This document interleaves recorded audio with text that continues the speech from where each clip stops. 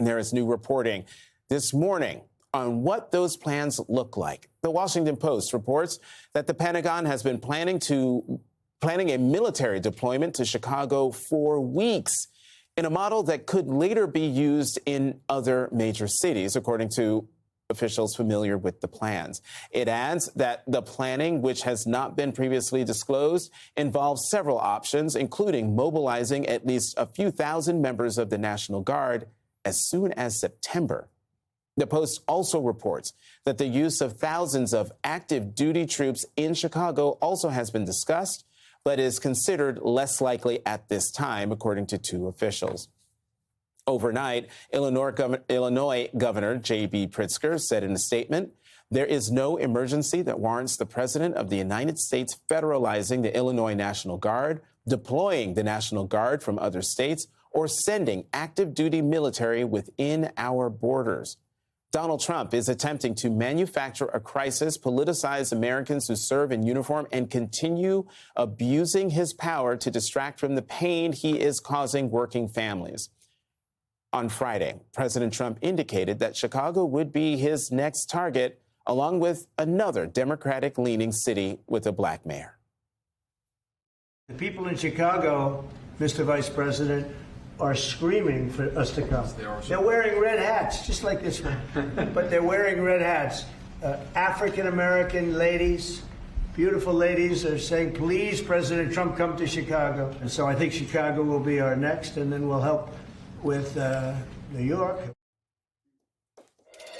And joining us now is the mayor of Chicago, Brandon Johnson. Mayor Johnson, thank you for coming back to the weekend. Before I get your reaction to the Washington Post reporting and what we just heard in that clip from President Trump, I'm going to play something else President Trump said on Friday with regard to your city.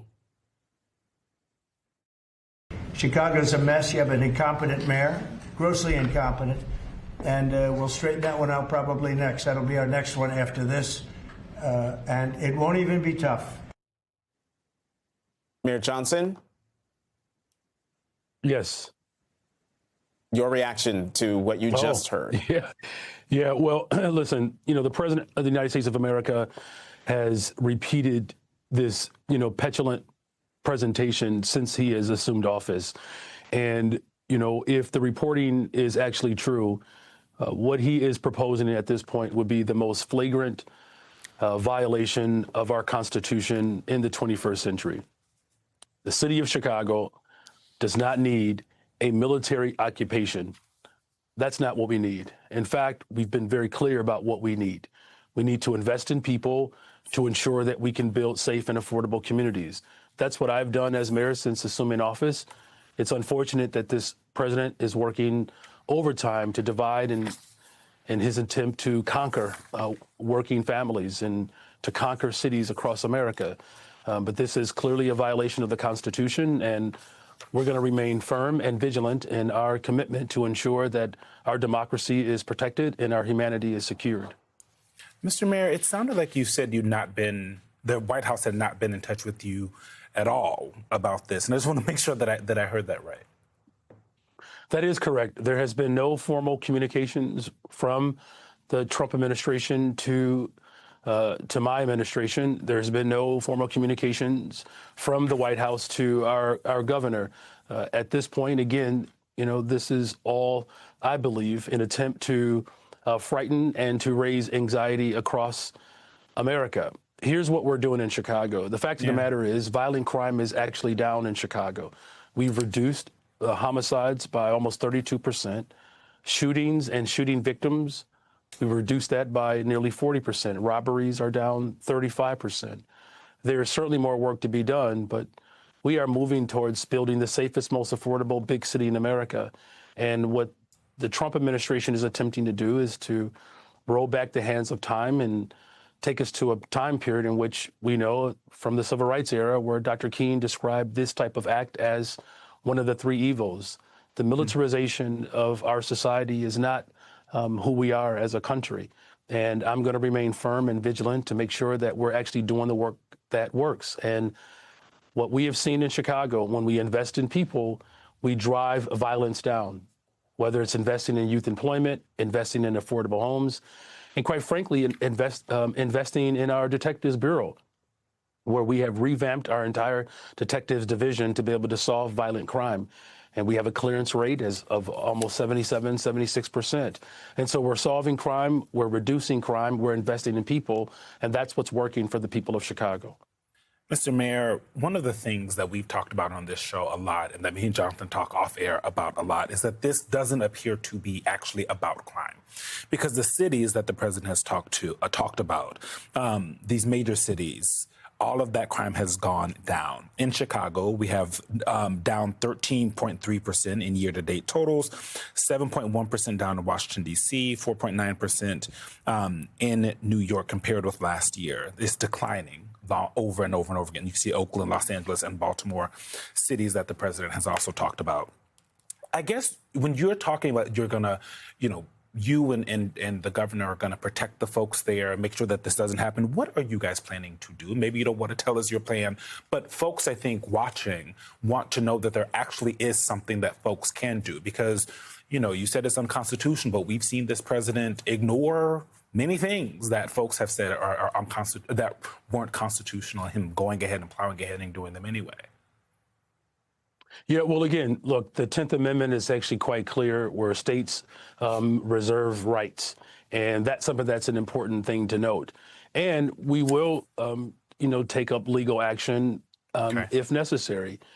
Whether it's my Department of Law or working with the governor, we're also in communications with our Cook County Board president. We're all aligned in the city of Chicago. In fact, this is a time for all of us to come together in this moment. And there are some political differences certainly that we do have in Chicago, but I think in this regard, we're all very clear that the Trump administration is clearly in violation of the Constitution. And it's pretty straightforward for us. You either support the Constitution or you do not.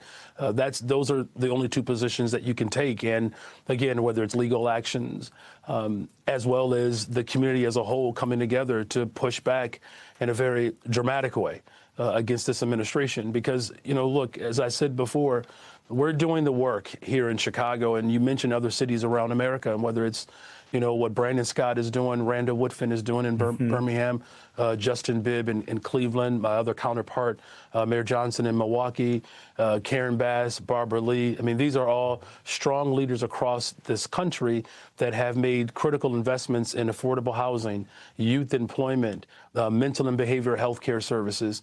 We are investing in people. And quite frankly, the most vulnerable people. What this president is doing, he's declared a war on poor people. I remember when we had presidents that declared war on poverty. That's the opposite from this administration. Picking on homeless people, picking on the most vulnerable. That is not what the people of Chicago are going to stand for. And so we'll use all means necessary to us to ensure that we protect the Constitution and we protect this beloved city. Mayor Johnson, actually, I have two questions, struggling with which one to ask you, but I'll start with the more substantive one. Eugene asked you if you had any communication with the White House about the plans that were reported in the Washington Post. I'm wondering, what communications have you had with Governor Pritzker about what is to come, about federal intervention, especially since President Trump has been talking about sending in the military in some form to Chicago since his first run in the office between 2017 and 2021? Yes, well, the governor and I, we just spoke a couple of days ago. Our teams are in constant communications, as well as with our board president. There's an incredible strong alignment here. And, to the point that I made earlier, the president does not have the constitutional or legal authority to federalize the National Guard here in Illinois. It would be, again, a clear, flagrant violation of the Constitution and federal laws. What we've said here repeatedly, and this is the conversation that the governor and I have on a regular basis, if the president was actually sincere about reducing violence in Chicago or anywhere else in this country, he would not have taken $800 million away from violence prevention dollars. We've seen in his nasty bill where we've seen the largest concentration of wealth placed into the hands of the ultra-rich. It reminds me of, Justice Brandeis, who said, listen, you can either have wealth concentrated into the hands of the few, or you can have a democracy, but you cannot have both. And this president has attacked everything that's sensible about our society. He's taken food away from families. He's taken medicine away from families. He's defunded our education system. That's the opposite, the antithesis to what we're doing here in Chicago, investing in affordable homes, investing in small businesses, making sure that the most vulnerable people have access to high quality education as well as health care, including mental and behavioral health care. So the governor and I have been very clear that not only is he in violation of the Constitution, we have to remain committed to ensuring that we're investing in working families. Look, the National Guard is not going to put food on the table. The National Guard is not going to, reduce unemployment. The National Guard is not going to give people access to health care. This president, of course, has demonstrated that he is inimical to the interests of working people. But here in Chicago, a pro-worker city, a city that said, yes, we can, a city that said, keep hope alive, right? This is the city where resistance came alive. Dr. King said, if we can do it right in Chicago, we can do it anywhere in the world. And that's what we're doing, building safe and affordable communities across Chicago. If the president was sincere about those type of investments, he would not be prancing around the country using unconstitutional means to ultimately extend his authoritarianism rule. Mr. Mayor, in the time that we have left, I just want to get your reaction to another thing in the Washington Post story. And I'm reading directly here. It says, the use of thousands of active duty troops in Chicago also has been discussed, but is considered less likely at this time. We saw him do that with active duty Marines on the streets of Los Angeles. What would the reaction be in Chicago if the president of the United States does indeed put active duty military on the streets of Chicago? Well, again, the city of Chicago does not need a military occupied state. That's not who we are. And I commend the work of Mayor Bass, my colleague, and all the folks in Los Angeles who stood up and fought, against this, authoritarianism. Here's the bottom line. They don't have police power. There's nothing they can do. These are federal troops. They do not go through the training that our police officers go through, so they cannot even enact police authority. But Mayor Johnson, they don't have it now. The president has, that's a good point, but the president has spent hundreds of millions of dollars to arrest 9 people in D.C.?